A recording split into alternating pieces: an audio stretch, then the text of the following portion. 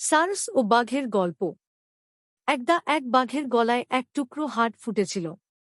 অনেক দিন ধরেই বাঘটি মাংস খেয়ে আসছে, তবে এবারের মতো তার গলায় কখনো হাড় ফোটেনি। এর ফলে দারুণ যন্ত্রণা হচ্ছিল বাঘটির। নিজে অনেক চেষ্টা করল হাড়টাকে বার করবার, কিন্তু কিছুতেই হাড় বার করতে পারল না।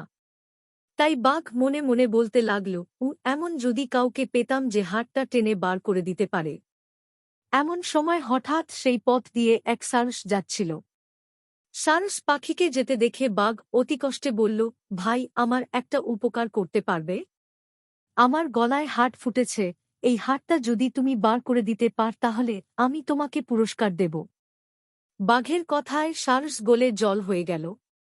বাঘের মতো প্রাণীও তাকে উপকার করবার জন্য অনুরোধ জানাচ্ছে।